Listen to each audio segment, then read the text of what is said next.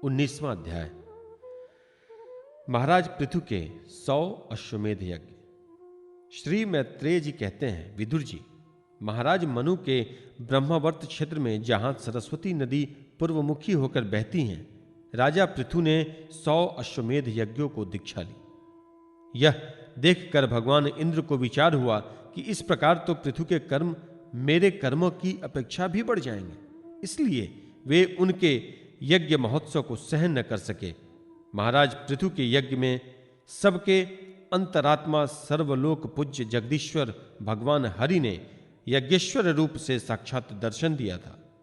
उनके साथ ब्रह्मा, रुद्र तथा अपने अपने अनुचरों के सहित लोकपालक गण भी पधारे थे।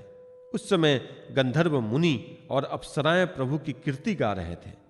सिद्ध, विद्याधर, दैत्य, दानव, यक्ष, सुनंद, नंदानी भगवान के प्रमुख पार्षद और सर्वथा भगवान की सेवा के लिए उत्सुक रहते हैं।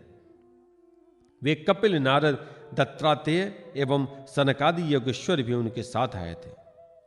भारत उस यज्ञ में यज्ञ सामग्रियों को देने वाली भूमि ने कामधेनु होकर यजमान की सारी कामनाओं को पूर्ण किया था।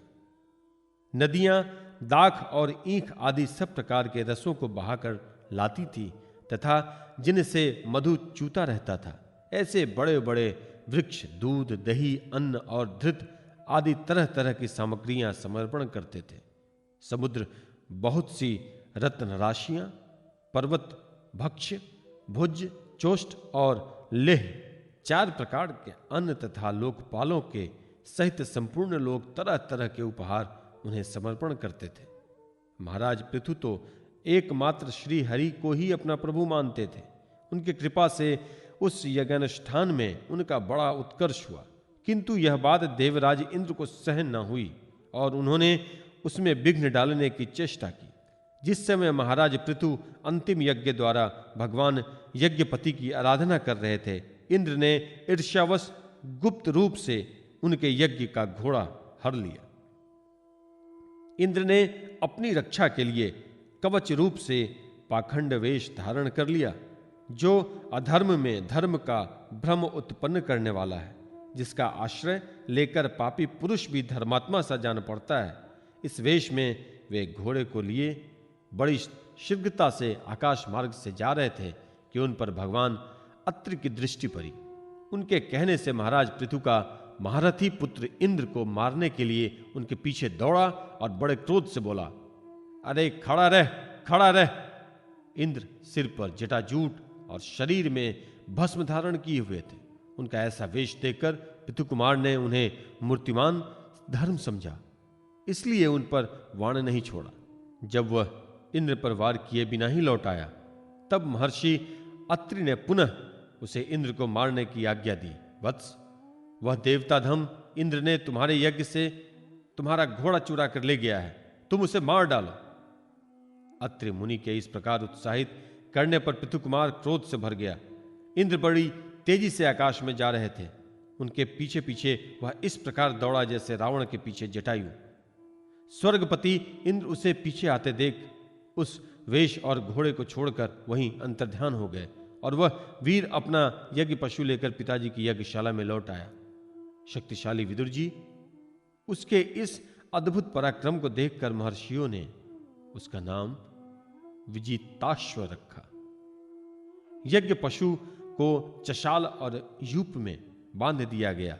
शक्तिशाली इंद्र ने घोर अंधकार फैला दिया और उसी में छिपकर वे फिर उस घोड़े को उसकी सोने की जंजीर समेत ले गए। अत्रि मुनि ने फिर उसे आकाश में तेजी से जाते हुए दिखा दिया, किंतु उनके पास कपाल और खटवांग देखकर पृथुपुत्र ने उनके मार्ग में कोई बाधा न डाली। तब अत्रि ने राजकुमार को फिर उकसाया और उसने गुस्से में भरकर इंद्र को लक्ष्य बनाकर अपना बाण चढ़ाया। यह देखते ही देवराज उस वेश और घोड़े को छोड़कर वहीं अंतर्ध्यान हो गए। वीर विजिताश्व अपना घोड़ा लेकर पिता की यज्ञशाला में लौट आया। तब से इंद्र के उस निंदित वेश को मंद बुद्धि पुरुषों ने ग्रहण कर लिया। इंद्र के अश्वहरण की इच्छा से जो जो रूप धारण किए थे, वे पाप के खंड होने के कारण पाखंड कहलाए। यहां खंड शब्द चिन्ह का वाचक है। इस प्रकार पृथु के यज्ञ का विध्वंस करने के लिए यज्ञ पशु को चुराते समय इंद्र ने जिसे कई बार ग्रहण करके त्यागा था, उस नग्न, रक्तांबर तथा कापालिक आदि पाखंडपूर्ण आचारों में मनुष्यों की बुद्धि प्रायः मोहित हो जाती है, क्योंकि ये नास्तिक मत देखने में सुंदर है और बड़ी बड़ी युक्तियों से अपने पक्ष का समर्थन करते हैं, वास्तव में उपधर्म मात्र हैं और भ्रमवश धर्म मानकर इनमें आसक्त हो जाते हैं। इंद्र की इस कुचाल का पता लगने पर परम पराक्रमी महाराज पृथु को बड़ा क्रोध हुआ। उन्होंने अपना धनुष उठाकर उस पर बाण चढ़ाया। उस समय क्रोधावेश के कारण उनकी ओर देखा नहीं जाता था। तब ऋत्विजों ने देखा कि असह्य पराक्रमी महाराज पृथु इंद्र का वध करने को तैयार है। तब उसे रोकते हुए कहा, राजन, आप तो बड़े बुद्धिमान हैं। यज्ञ दीक्षा ले लेने पर शास्त्र विहित यज्ञ पशु को छोड़कर और किसी का वध करना उचित नहीं है। इस यज्ञ कार्य में विघ्न डालने वाला आपका शत्रु इंद्र तो आपके सुयश से ही ईर्ष्यावश निस्तेज हो रहा है। हम अमोद आवाहन मंत्रों द्वारा उन्हें यहीं बुला लेते हैं और बलात्कार से अग्नि में हवन किए देते हैं। विदुर जी, यजमान से इस प्रकार सलाह करके उसके याजकोनों ने क्रोधपूर्वक इंद्र का आवाहन किया। वे स्त्रुवा द्वारा आहुति डालना ही चाहते थे कि ब्रह्मा जी ने वहां आकर उन्हें रोक दिया। वे बोले, याजकों, तुम्हें इंद्र का वध नहीं करना चाहिए। यह यज्ञ संज्ञक इंद्र तो भगवान की ही मूर्ति है। तुम यज्ञ द्वारा जिन देवताओं की आराधना कर रहे हो वे इंद्र के ही तो अंग हैं और उसे तुम यज्ञ द्वारा मारना चाहते हो। पृथु के इस यज्ञानुष्ठान में विघ्न डालने के लिए इंद्र ने जो पाखंड फैलाया है वह धर्म का उच्छेदन करने वाला है। इस बात पर तुम ध्यान दो।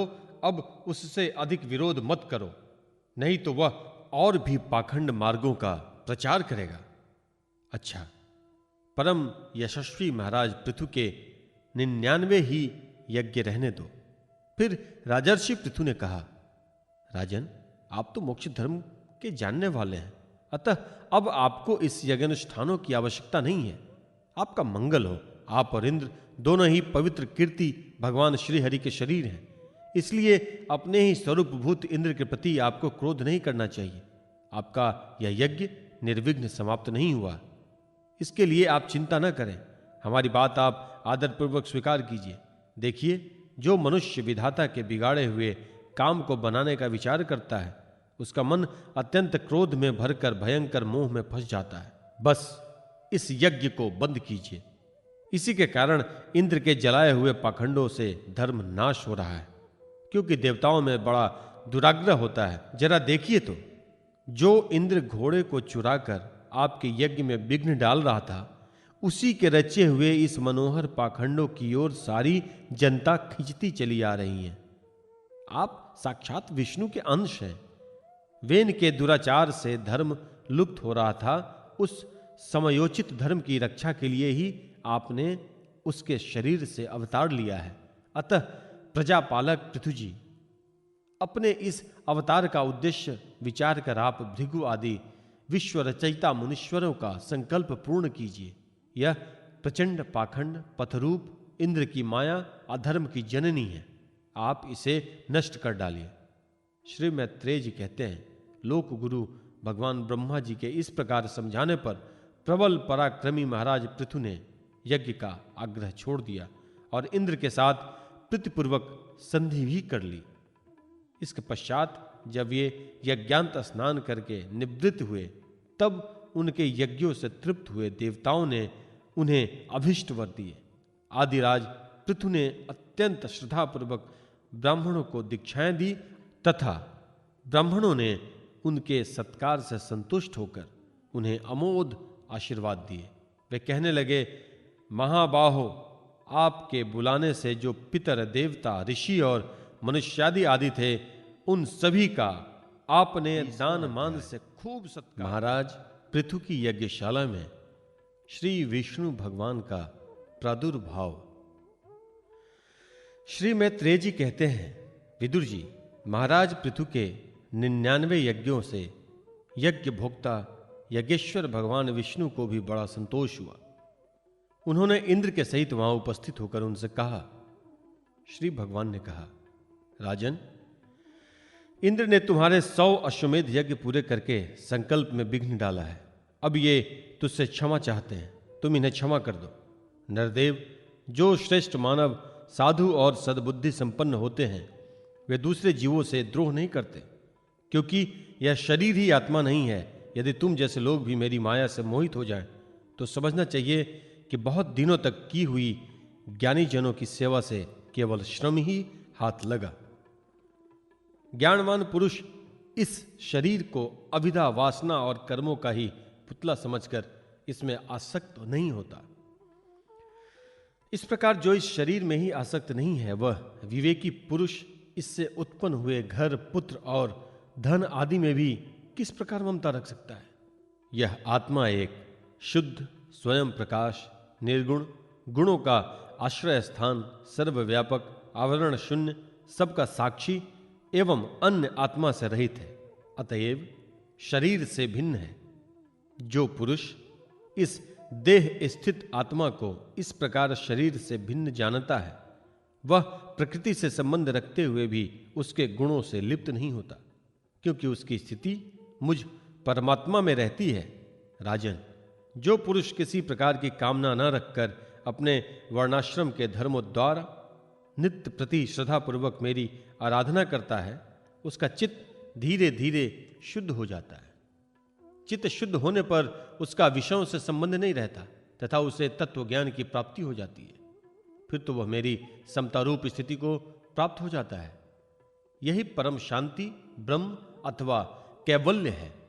जो पुरुष यह जानता है कि शरीर, ज्ञान, क्रिया और मन का साक्षी होने पर भी कूटस्थ आत्मा उनसे निर्लिप्त ही रहता है, वह कल्याण में मोक्ष पद प्राप्त कर लेता है। राजन, गुण प्रवाह रूप आवागमन तो भूत, इंद्रिया, इंद्रियाभिमानी देवता और चिदाभास, इन सब की समष्टि रूप परिच्छिन्न लिंग शरीर का ही हुआ करता है।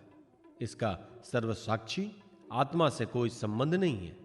मुझ में दृढ़ अनुराग रखने वाले बुद्धिमान पुरुष संपत्ति और विपत्ति प्राप्त होने पर कभी हर्ष, शोकादि विकारों के वशीभूत नहीं होते। इसलिए वीरवर, तुम उत्तम, मध्यम और अधम पुरुषों में समान भाव रखकर सुख दुख को भी एक साथ समझो तथा मन और इंद्रियों को जीतकर मेरे ही द्वारा जुटाए हुए मंत्री आदि समस्त राजकीय पुरुषों की सहायता से संपूर्ण लोकों की रक्षा करो।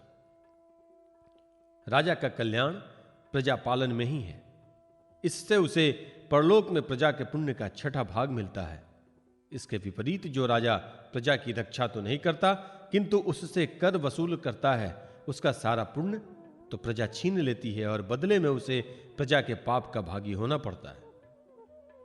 ऐसा विचार कर यदि तुम श्रेष्ठ ब्राह्मणों की सम्मति और पूर्व परंपरा से प्राप्त हुए धर्म को मुख्यतः अपना लो और उसी की आसक्त न होकर इस पृथ्वी का न्याय पूर्वक पालन करते रहो, तो सब लोग तुमसे प्रेम करेंगे और कुछ ही दिनों में तुम्हें घर बैठे ही सनकादि सिद्धों के दर्शन होंगे। राजन, तुम्हारे गुणों ने और स्वभाव ने मुझको वश में कर लिया है, अतः तुम्हें जो इच्छा हो मुझसे वर मांग लो।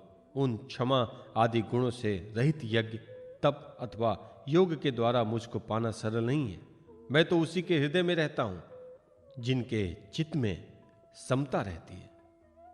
श्री मैत्रेय जी कहते हैं, विदुर जी, सर्वलोक गुरु श्री हरि के इस प्रकार कहने पर जगद्विजयी महाराज पृथु ने उनकी आज्ञा शिरोधार्य की।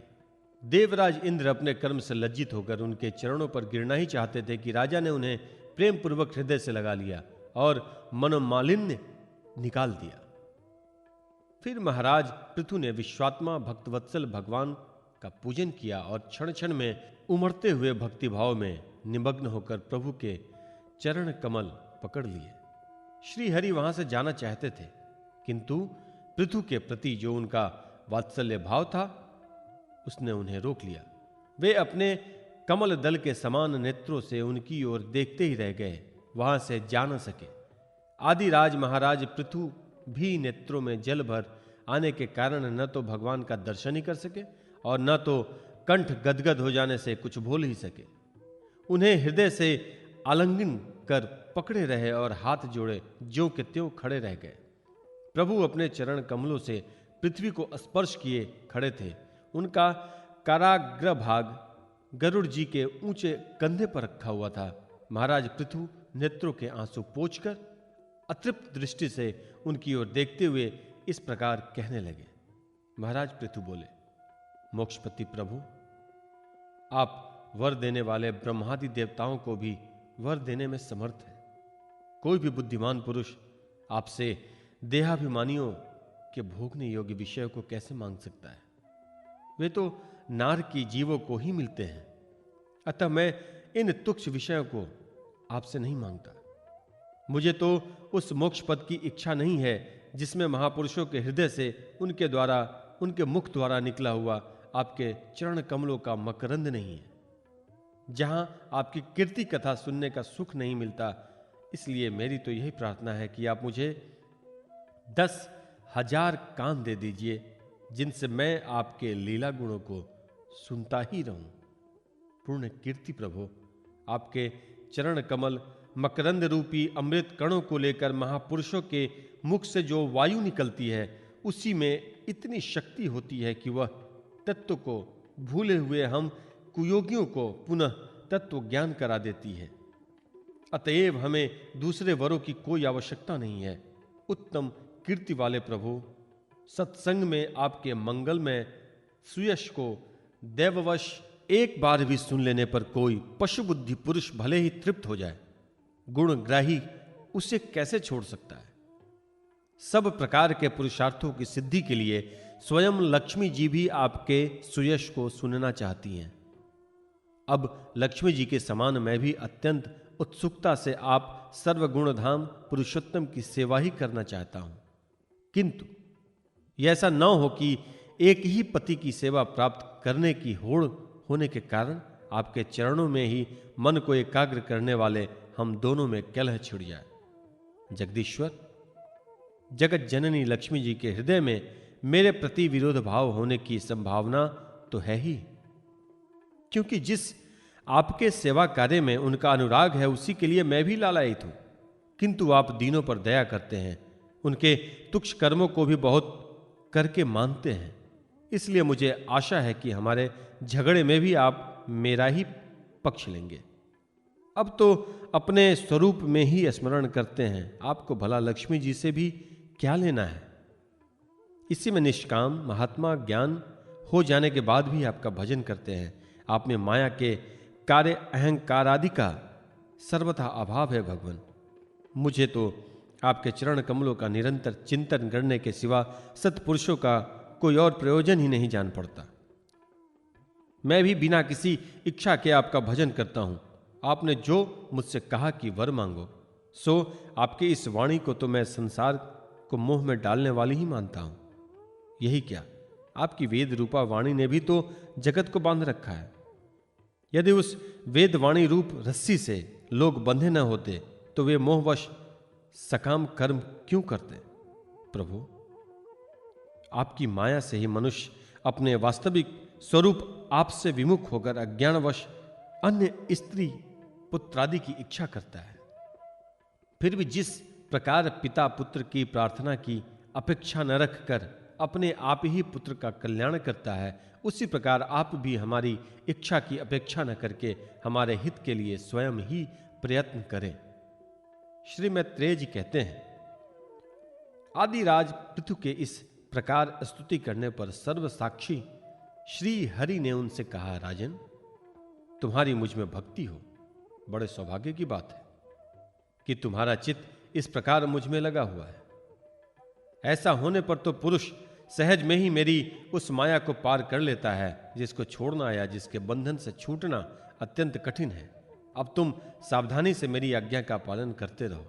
प्रजापालक नरेश, जो पुरुष मेरी आज्ञा का पालन करता है उसका सर्वत्र मंगल होता है। श्री मैत्रेय जी कहते हैं, विदुर जी, इस प्रकार भगवान ने राजर्षि पृथु के सागरभित वचनों का आदर किया। फिर पृथु उनकी पूजा की और प्रभु उन पर सब प्रकार की कृपा कर वहां से चलने को तैयार हुए। महाराजा पृथु ने वहां जो देवता, ऋषि, पितर, गंधर्व, सिद्ध, चारण, नाग, किन्नर, अप्सरा, मनुष्य और पक्षी आदि अनेक प्रकार के प्राणी एवं भगवान के पार्षद आए थे, उन सभी का भगवत बुद्धि से भक्तिपूर्वक वाणी और धन के द्वारा हाथ जोड़कर पूजन किया। इसके बाद वे सब अपने अपने स्थानों को चल दिए। भगवान अच्युत भी राजा पृथ्वी और उनके पुरोहितों का चित्त चुराते हुए अपने धाम को सिधारे। तदंतर अपना स्वरूप दिखाकर अंतर्ध्यान हुए। अव्यक्त स्वरूप देवाधिदेव भगवान को नमस्कार करके राजा पृथु भी अपनी राजधानी को चले गए।